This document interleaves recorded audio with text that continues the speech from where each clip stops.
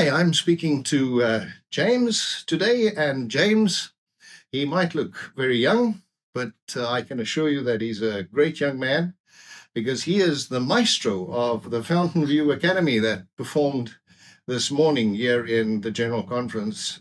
James, first tell me about yourself. Where do you come from? Where were you born? How did you become a Seventh-day Adventist? Sure. Well, I was born in British Columbia, Canada, to an Adventist family.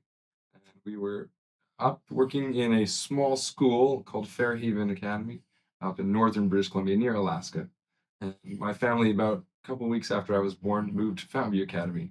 So Fountainview Academy is where I grew up. It's been my home for the last 26 years. So you've had really like a lifetime experience with that. Yeah, Fountainview is kind of where I grew up. And my father was the music director at Fountainview for about 18 or 19 years. Fantastic. Yeah, so I grew up kind of in the music department, as it were. So music is basically in your genes as well. Yeah, you could say so, I guess. All right. So you eventually, after school, you stayed at the Fountainview Academy, and your studies? Yeah, so after Fountainview Academy, I graduated in 2015 from Fountainview. And then I went and our family moved to Michigan, where we worked with Great Lakes Adventist Academy for 2 years together. And I got to work with my father as a teacher's assistant. And I was teaching there with him in the strings department. And we had a great time together. And then after that, Fountainview asked me to come back to teach at Fountainview Academy. Okay. So after 2 years and a gap year in there, I moved back to Fountainview, and I've been doing the directing there now for 5 years. Now, there's a number of young people from all over the world at Fountainview. All over the world, yeah. Yeah, some of them from very close to where I live. Yeah. I live in Namibia, which is on the west coast of Africa. Yeah. But just south from us, there's this country called South Africa, and there's quite a few people from South Africa there. I'm sure from all over the world, there's other people as well. Tell me about how do these young people sort of get to Fountainview Academy, and what attracts them? That is a great question. And it's amazing to me that people would travel from all over the world, and it still amazes me today.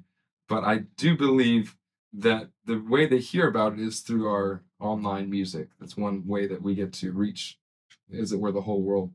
But what attracts them is not just the music, but the fact that we have a very rounded education idea. We're trying to follow what Ellen White laid out in the book Education, where you combine physical work with mental work and spiritual work, all the three combined.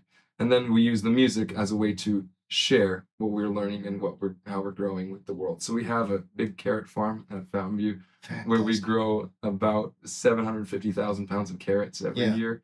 And so the kids get to work on the farm. I love working on the farm as a student. It's so much fun. And then we have, the spiritual side of it, where we have week of prayers and worships, and we have a great church service and great Sabbath school study.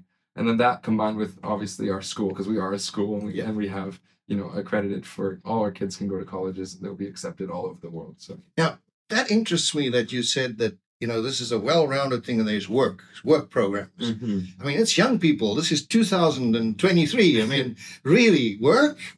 Aren't you there for studies?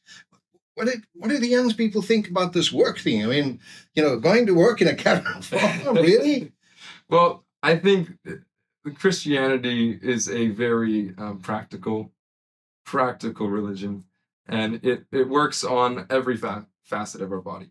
And it changes how we believe, how we think, how we act. And work is one thing God gave us in Eden. He wanted the Adam and Eve to take care of the garden. And I think if we don't have the ability to work hard and be persevering, those skills apply to everything in life. So it's not that we want them to work, it's we want them to get practical and to get hands-on and be able to be useful in this world, because we truly want our kids to be useful for the whole world. I would say it's like preparation for the new Eden, isn't it? I hope so. Yeah, I think so. Because in the new Eden, we're certainly going to work. We're going to have to. Yeah. Oh man, I'm really happy that that is the case. And you say the young people love it. They don't mind it. They don't complain. I'm sure there's days. You can ask them. I'm sure there's days. It gets monotonous, of course, to do the sorting of the carrots every day. But it's not just the carrots. We have so many departments. We have kids working for me in the music office. We have kids working in the videos that we make. We have kids working in the cafeteria, janitorial office. So we try and give them even in the work department, we try and, give them a balanced chance to try different things. Now, you've talked about the videos. Let's go there for a moment. Sure, yeah. My church loves Fountainview Academy. We use it for pre-worship music and all kinds of stuff. So we really love you guys very much. But I mean, when I look at those videos and I see there's like this, grand piano, and it's like on a boat or on a platform going down a river, or you're standing up there where the waterfalls. I mean, how do you do these productions? Yeah, well, that's honestly one of the questions we get the most is, how does the piano go there? And what it is truly our president, Scott Richards, made a piano look-alike. So it's just a piano prop, and it's got a keyboard in it, like an electric keyboard, so that it has keys and everything. And that way, it really resembles a true piano, and we can carry it with only 2 guys. So two guys can carry it up to the mountain. And then the other instruments, we have purchased over the years a number of instruments that are just not super great sounding, but because we do the sound recording in the studio beforehand, it doesn't need to sound good. We just need instruments that look nice. And so we leave all our good instruments at home, so where they're safe, and then we take the ones that are essentially just video props. But it's really great that you do the videos out in nature, because nature is the second best book of God. Exactly. The first one is the Bible, exactly, but the second one is nature. So if we can combine our music with God's second book of nature, absolutely, that's the goal. Yeah. So this year you're on a tour, I take it, and this was just a stop on your tour. Yep. Tell me about your program. We've been having a great time so far. We are on the road for 2 weeks. We left last Sunday from Kelowna, BC, and then we did Spokane. We've been traveling across. God has blessed us with such great weather and safety on the way. We didn't see any snow until yesterday in West Virginia, which is a big blessing. Our program is just trying to invite people to see Christ anew, see him afresh, as not just the Christmas baby, but as the Savior of the world, the one who's interceding on our behalf. So the program is entitled Behold Our God. And our concert kind of finishes with the song, Behold Our God, seated on his throne. Come, let us adore him. And that to me is something that will never get old. That story of redemption is something that we're going to be singing about even in heaven. So we might as well get good at it now. Absolutely. Absolutely fantastic. Yeah. James, I want to end with 2 questions. Firstly, if you have to say something for people out there, all the young people of the world, because basically we're all young. Doesn't matter whether we're 90 or whether we're 20. In terms of eternity, we are very young. So in terms of all the young people out there, what message would you like to give to people? I feel like what we've been talking about in our concerts, and one thing that we're trying to draw people's attention to, is the fact that we're not doing the ministry ourselves for people. We're trying to encourage people to become the ministry themselves. So no matter where you are in life, you can be a light to those around you if you truly accept Jesus into your life and let him shine out. So we're going on the road because we think we have an exciting and inspirational message to share, but that message is also to inspire and excite those who come to the concert to then turn around and become another light around. So I feel like if we can inspire the world to become a light where they are, then Jesus will come sooner and everybody will know, have a more clear picture of who he is. Absolutely fantastic. Last question. The young people out there that, they love music, they like music. I was young once, way back in my past, somewhere I was young as well. And I used to like fiddling around with the guitar and stuff like that. And, well, young people like music and they want to make music. But, is there really room for music and for young people in the church?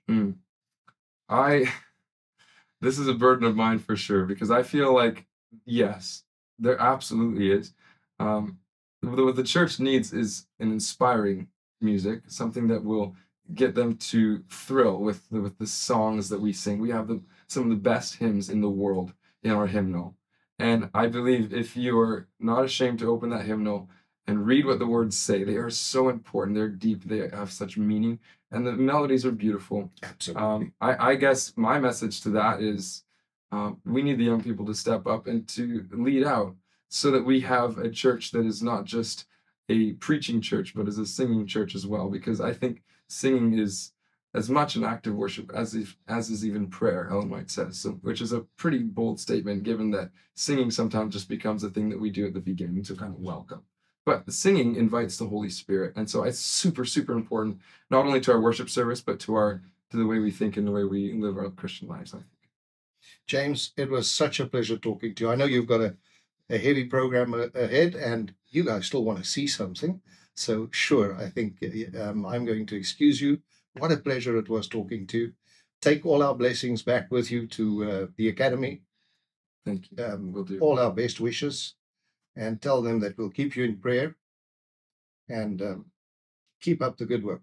Thank you. Thank you.